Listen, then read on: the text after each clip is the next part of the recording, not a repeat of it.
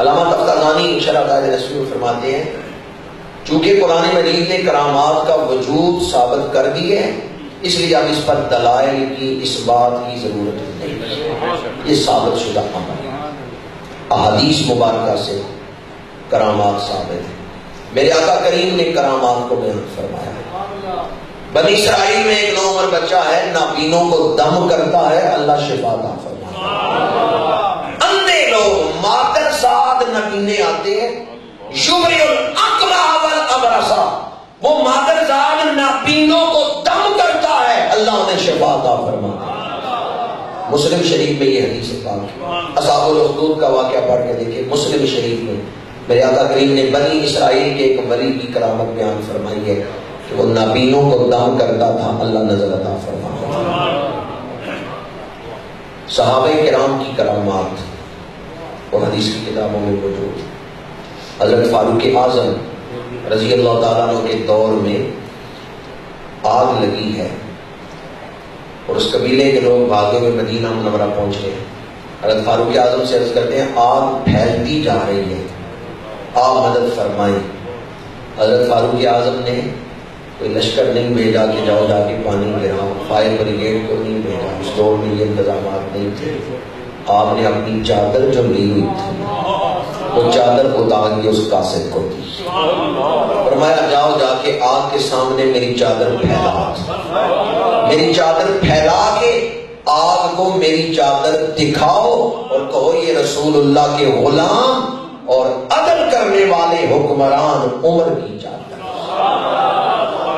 جب حضرت فاروق اعظم کی چادر آگ کے سامنے پھیلائی گئی ہے، آگ نے سمٹنا شروع کیا۔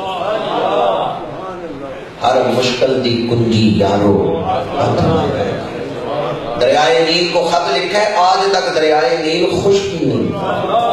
حضرت فاروق اعظم نے دریائے نیل کو خط لکھا، اگر تو اللہ کے حکم سے چلتا ہے تو اللہ کا بندہ عمر تجھے حکم دیتا ہے پہلے سے زیادہ روانی کے ساتھ بہنا شروع۔ آج تک دریا خشک نہیں۔ ایک کنیز تیل لے کے آ رہی ہے، بوتل گر گئی ہے، وہ زمین نے چوس لیا ہے، رو رہی ہے۔ حضرت فاروق اعظم آ گئے، کیوں رو رہی ہے وہ؟ اس نے کہا مالک ناراض ہوگا، سودا لے کے آئی تھی وہ گر گیا ہے، زمین نے تیل سارا چوس لیا ہے، مالک ناراض ہوگا۔ حضرت فاروق اعظم نے کوڑا ہوا میں لہرایا، فرمایا اے زمین کیا عمر نے تیرے اوپر عدل قائم نہیں کیا؟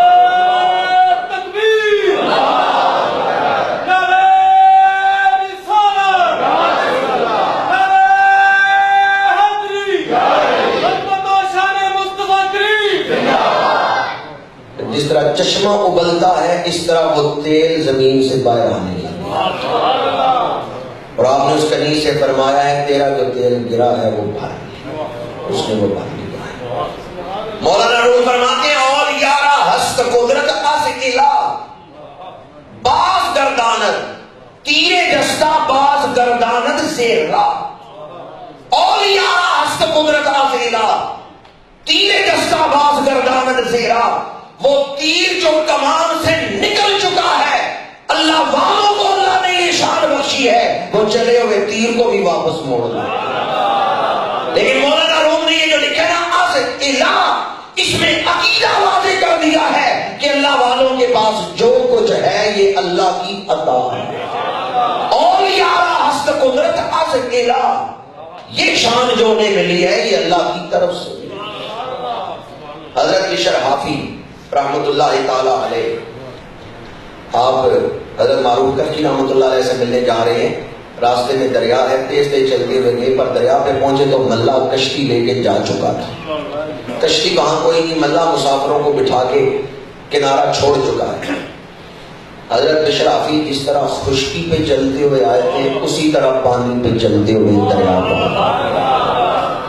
اللہ تعالیٰ نے آپ کے لیے اس کو مسخر فرما دیا، آگ، پانی، ہوا، مٹی، ان سب چیزوں کو، عناصر اربعہ کو اللہ نے اپنے بندوں کے لیے مسخر فرما دیا۔ اولیاء اللہ کی یہ شان، یہ اللہ کے ہو گئے، اللہ ان کا ہو گئے۔ من کان للہ کان اللہ لہ، جو اللہ کا ہو جاتا ہے پھر اللہ اس کا ہو جاتا ہے۔ فتح الغیب میں حضور شیخ شاہ بغداد فرماتے ہیں ہر غیر سے رشتہ توڑ اور اپنا رشتہ اپنے رب سے جوڑ.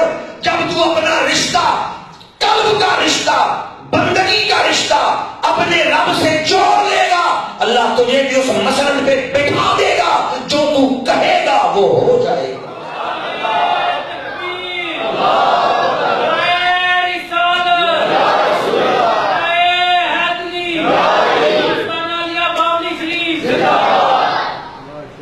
حضرت علامہ محمود آلوسی رحمۃ اللہ تعالیٰ نے 30 پاروں کی تفسیر لکھی ہے، تفسیر المعانی. تفسیر مکمل ہوئی تو دعا مانگتے ہیں. اب جس دن قرآن مکمل پڑھ کے دعا مانگے نا، اس دن دعا قبول ہوتی ہے.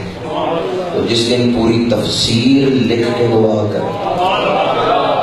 30 پاروں کی تفسیر مکمل ہوئی ہے اور علامہ محمود آلوسی دعا کے لیے ہاتھ اٹھاتے ہیں. شاگرد بیٹھے آمین کہہ رہے ہیں اور سوچتے ہیں کہ آج دیکھیں ہمارے استاد اللہ سے مانگتے کیا ہیں. علامہ محمود آلوسی نے دعا میں ایک چیز یہ مانگی ہے کہ یا اللہ جب میرا وصال ہو تو میری قبر حضرت معروف کرخی کے قدموں میں. دعا مکمل ہوئی تو شاگردوں نے کہا استاد جی یہ آپ نے کیا مانگا ہے کہ میری قبر حضرت معروف کرخی کے قدموں میں بنے؟ وہاں تو جگہ ہی کوئی نہیں، وہاں تو قبر سے قبر ملی ہوئی ہے. لوگ اس قبرستان میں داخل نہیں ہو سکتے، اتنا گنجان قبرستان ہے. قبرستان کے باہر کھڑے ہو کے فاتحہ پڑھتے ہیں. اور آپ نے دعا مانگ دی ہے کہ میری قبر وہاں بنے، وہاں تو جگہ ہی کوئی نہیں. علامہ محمود آلوسی نے فرمایا اگر جگہ ہوتی تو میں دعا کیوں کرتا؟ مجھے بھی پتا ہے جگہ نہیں ہے، اسی لیے تو دعا مانگی ہے. یا اللہ تیرے قرآن کی تفسیر میں نے لکھی ہے، مجھے نواز دے، کرم کر دے، میری قبر حضرت معروف کرخی کے قدموں میں بنے. لوگوں نے پوچھا کیا اللہ والوں کے قریب قبر بنوانے کا بھی کوئی فائدہ ہے؟ ان کا اللہ والے بڑے لجپال ہوتے ہیں، پڑوسیوں کا خیال رکھتے ہیں. عام مومن بھی پڑوسیوں کا خیال رکھتا ہے، یہ تو ہیں ہی اللہ والے. اللہ والے پڑوسیوں کا بڑا خیال رکھتے ہیں. وہ کتنا خوش نصیب ہے جو معروف کرخی کا پڑوسی بن جائے. اب تو سید الاولیاء ہے، تاجدار تصوف و طریقت ہے، بہت بڑے ولی ہیں، مجھے ان کے قدموں میں جگہ مل جائے، یہ میری خواہش ہے. شاگردوں نے کہا وہاں جگہ ہی نہیں ہے اور آپ نے دعا کی ہے. آپ نے فرمایا جب میرا وصال ہو جائے ایک دفعہ جا کے نظر ڈال لینا، اگر وہاں جگہ نہ ہوئی تو پھر جہاں تمہارا دل ہے قبر بنا دینا، اور اگر وہاں جگہ ہو، زمین کشادہ ہو چکی ہو، تو پھر سمجھ لینا تمہارے استاد نے جو تفسیر لکھی ہے نا وہ قبول ہو گئی، میرا یہ عمل قبول ہو گیا. علامہ محمود آلوسی کا وصال ہوا. شاگرد گئے، جا کے جب حضرت معروف کرخی کے قدموں تک پہنچے تو حیران ہوئے کہ ایک قبر کی جگہ وہاں موجود، آسانی سے قبر کھودی جا سکتی. انہوں نے یقین کر لیا ہمارے استادوں کی دعا قبول ہو گئی، ہمارے استادوں کا وہ عمل تفسیر لکھنے والا قبول ہو گیا. میں جب بھی یہ روایت بیان کرتا ہوں یا سنتا ہوں یا پڑھتا ہوں تو سوچتا ہوں حضرت علامہ محمود آلوسی کا تفسیر لکھنا قبول ہو گیا اور حضرت معروف کرخی کے قدموں میں جگہ مل گئی. حضرت صدیق اکبر کا کون سا عمل قبول ہوا ہے کہ ان کا مزار تو امام الانبیاء کے پہلو میں بن گیا.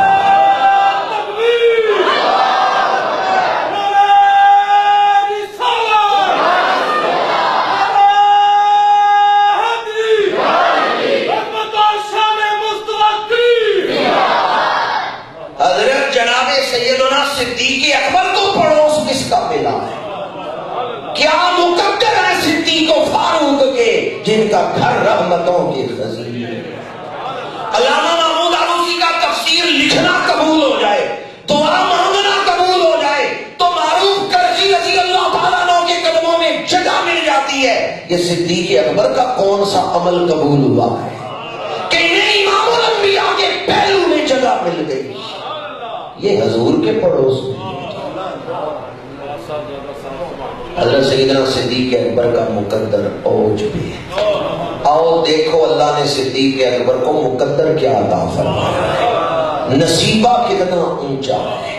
وہ لیٹے ہیں تو امام الانبیاء کے پہلو میں جا کے قریب مصطفیٰ ہے کوئی کوئی مزے یہ لوٹتا ہے. کرامت کے حوالے سے عرض کر رہا تھا، اور اولیاء کرام کی چند ایک کرامات میں نے آپ کے سامنے بیان کی. ولی دنیا میں ہوں پھر بھی ان کی کرامتوں کا اظہار ہوتا ہے، اور ان کے مزارات سے بھی کرامات کا اظہار ہوتا ہے. اس طرح میں نے شروع میں کہا کہ جتنی ان کی روح میں روحانی طاقت ہے، اتنا زیادہ ان کے وجود سے برکتوں کا اظہار ہوتا ہے.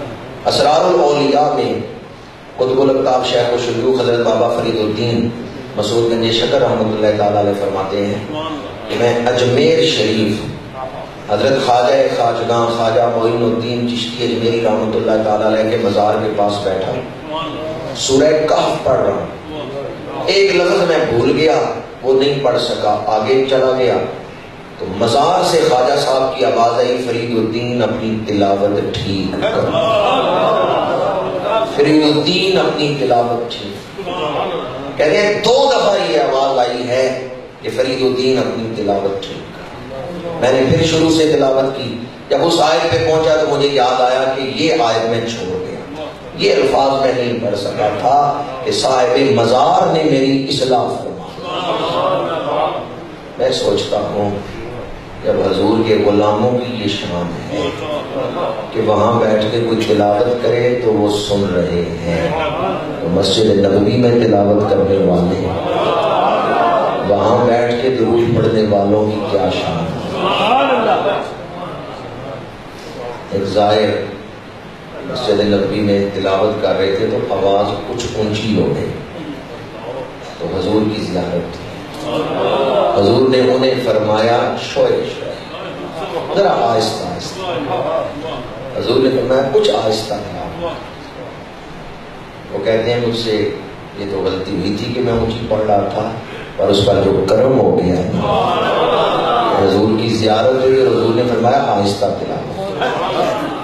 میرے آقا کریم صلی اللہ علیہ وآلہ وسلم کی بارگاہ میں جا کر، یہ بات میں نے گزشتہ جمعۃ المبارک پہ بھی عرض کی تھی کہ ادب کا انتہائی اعلیٰ مقام جو ہے بارگاہ ناز جو ہے مدینہ منورہ، اللہ تعالیٰ ہمیں ادب سے حاضر کی توفیق فرمائے. آج کی میری تمام تر گفتگو کا پیغام، ہم اللہ تعالیٰ کی قدرت کو مانتے ہیں، نبیوں کے معجزات کو مانتے ہیں، اور ولیوں کی کرامات کو مانتے ہیں. الذین آمنوا وعملوا الصالحات طوبی لہم، وہ لوگ جو ایمان لائے اور انہوں نے اچھے اعمال کیے، ان کے لیے کرامت ہے، ان کے لیے خیر ہے، ان کے لیے سچی خوشی ہے، ان کے لیے جنت میں مقام ہے، وحسن مآب، اور اچھا ٹھکانہ ہے. ابھی ہم سفر میں ہیں، دنیا قبر حشر، حشر کے بعد ٹھکانہ ملے گا. اب جو لوگ ایمان لائے اور نیک اعمال کیے، حسن و مآب، ان کے لیے ٹھکانہ ہے تو اچھا ہے.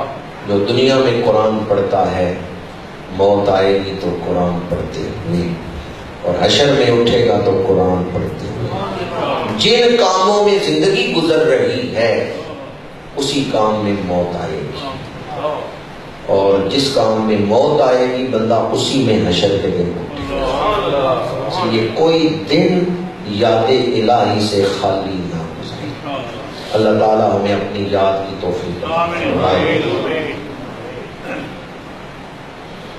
تبلیغ اسلامی کے زیر اہتمام ماہانہ محفل ذکر و درس تصوف آج نماز مغرب کے بعد مرکز تبلیغ اسلامی حضرت کامہ والی سرکار دربار کے پاس وہاں منعقد ہو رہا ہے ماہانہ درس تصوف اور محفل ذکر، جس میں پیر طریقہ برابر شریعت حضرت مولانا محمد ابراہیم عاجز قادری صاحب بیان فرمائیں گے. شرکت فرما کے ثواب دارین حاصل کریں. وما علینا الا البلاغ.